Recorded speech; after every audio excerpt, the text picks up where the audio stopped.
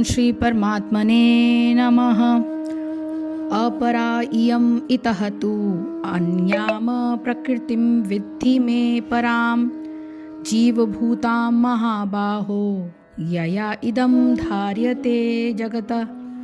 अपरा यानी निकृष्ट जड़, इयम यह, इतः इसके अतिरिक्त, तू लेकिन, अन्याम अन्य, प्रकृतिम यानी प्रकृति को, विद्धि जानने का प्रयत्न करो, मैं यानी मेरी, पराम उत्कृष्ट चेतन, जीवभूताम जीवों वाली, महाबाहो हे बलिष्ठ भुजाओं वाले, यया जिसके द्वारा, इदम यह, धार्यते प्रयुक्त किया जाता है, दोहन होता है, जगत यानी संसार।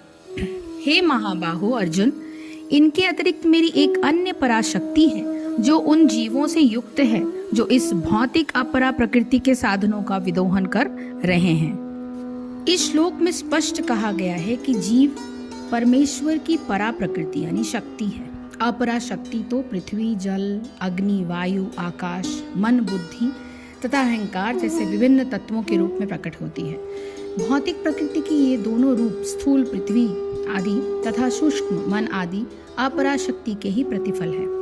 जीव जो अपने विभिन्न कार्यों के लिए अपरा शक्तियों का विदोहन करता रहता है, स्वयं परमेश्वर की पराशक्ति है और वो वही शक्ति है जिसके कारण सारा संसार कार्यशील है। इस हृदय जगत में, दृश्य जगत में कार्य करने की तब तक शक्ति नहीं आती जब तक कि पराशक्ति अर्थात जीव द्वारा यह गतिशील नहीं बनाया जाता। शक्ति का नियंत्रण सदैव शक्तिमान करता है, अतः जीव सदैव भगवान द्वारा नियंत्रित होते हैं।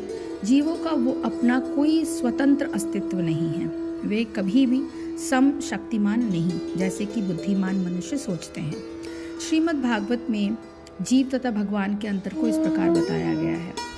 अपरिमिता ध्रुवास्तनुभृतो यदि सर्वगता स्तहि न साश्यतेति नियमो ध्रुव नेतरथा अजनी च यन्मयम् तद्विमुच्य नियंत्रित भवेत सम मनुजानतहम यद्मतम मत दुष्टतया।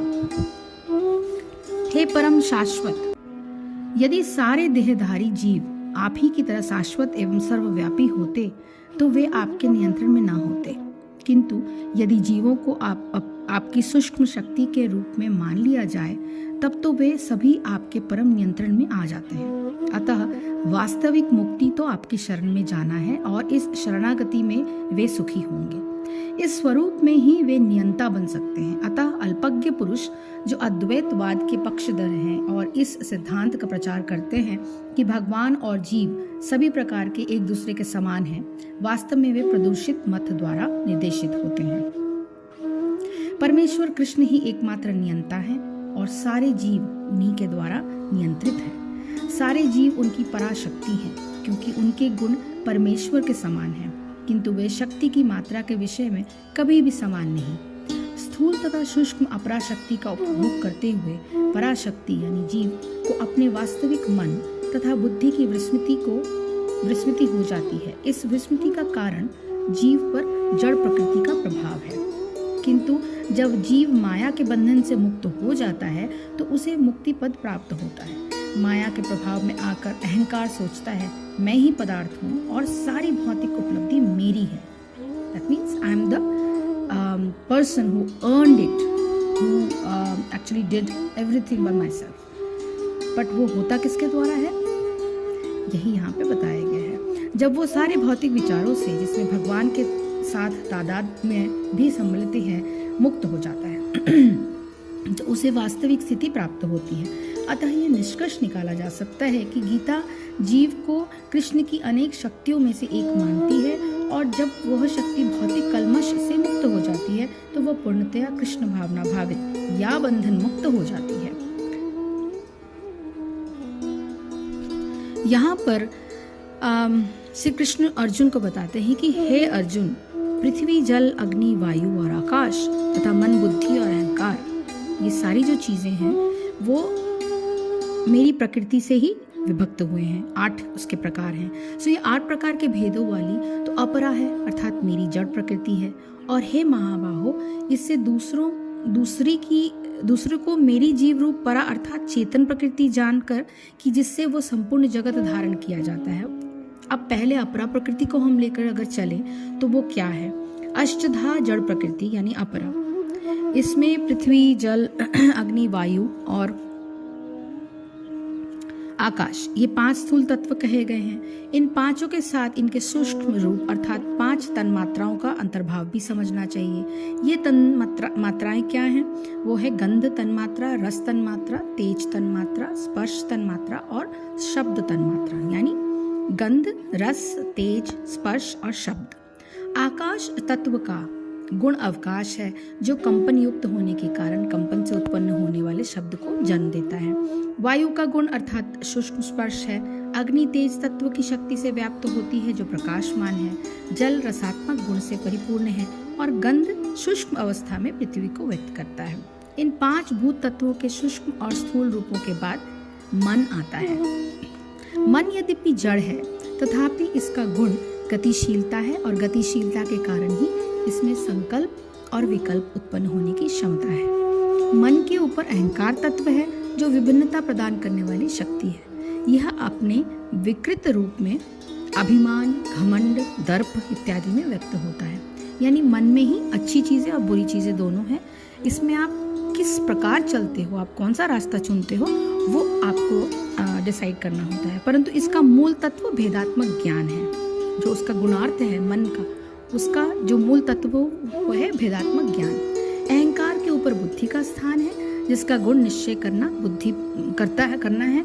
बुद्धि भी यद्यपि जड़ तत्व है, परंतु इसमें भगवत तत्व को प्रतिबिंबित करने की विशेष सामर्थ्य है। उस तत्व से आलोकित होने पर बुद्धि में विवेक जागृत होता है। भगवान ने यहाँ अपनी अपरा प्रकृति के 8 भेद बताए हैं, परंतु जिस प्रकार भूत तत्वों के सूक्ष्म और स्थूल रूप में 10 भेद ऊपर कहे गए हैं, उसी प्रकार मन भी 5 ज्ञानेंद्रियों और 5 कामेंद्रियों का अधिष्ठाता है। इस प्रकार 5 स्थूल भूत, 5 सूक्ष्म और 5 ज्ञानेंद्रिय, 5 कामेंद्रिय, मन, अहंकार और बुद्धि द्वारा 23 तत्वों की गणना हो जाती है। भगवान ने उपयुक्त चौथे श्लोक में 8 भेदों का वर्णन किया है, जिनमें इन तत्वों का अंतर्भाव मान लेना चाहिए। अब परा प्रकृति क्या है? वो है जीवात्मा। यह अपरा प्रकृति तो जड़ है, परंतु इसके ऊपर भगवान की परा अर्थात चेतन प्रकृति है, जिसके द्वारा जीवात्मा का संकेत होता है। यह प्रकृति अपरा प्रकृति की अपेक्षा सूक्ष्म और उससे अधिक श्रेष्ठ और सामर्थ्यवान है। इसके द्वारा ही यह जगत धारण किया जाता है। इस तथ्य को इस प्रकार आसानी से समझा जा सकता है। जब एक कुम्हार विभिन्न प्रकार के बर्तन बनाता है, तो उस बर्तनों को बनाने वाला तो कुम्हार है, जो अपने कौशल से मिट्टी को भिन्न भिन्न रूप के बर्तनों में ढाल देता है। जिन बर्तनों का निर्माण होता है, उनमें मिट्टी को तो हम अपरा प्रकृति मान ले और कुम्हार के कौशल को परा प्रकृति मान ले, तो इस उपमा से सृष्टि का निर्माण भी कुछ कुछ समझ में आ जाता है। परंतु यह दृष्टांत केवल समझने के लिए है। परमात्मा को तो सृष्टि का अभिन्न निमित्तोपादान कारण कहा जाता है, अर्थात वह स्वयं ही रचने वाला है, स्वयं ही रचना कौशल है और स्वयं ही सब रूप में बना हुआ है। कुम्हार का उदाहरण तो केवल इस तथ्य को समझने के लिए दिया गया है। वास्तव में परमात्मा और उसकी रचना के लिए कोई भी उदाहरण पूर्ण रूप से लागू नहीं होता। संबंध परा और अपरा प्रकृतियों को ही संपूर्ण भूतों की उत्पत्ति का कारण बताते हुए उनके ऊपर अपनी विलक्षण स्थिति का निरूपण करते हुए भगवान आगे के श्लोकों का वर्णन करेंगे। हरिओम तत्सत, हरिओम तत्सत, हरिओम तत्सत। जय श्री कृष्ण, जय गुरुदेव।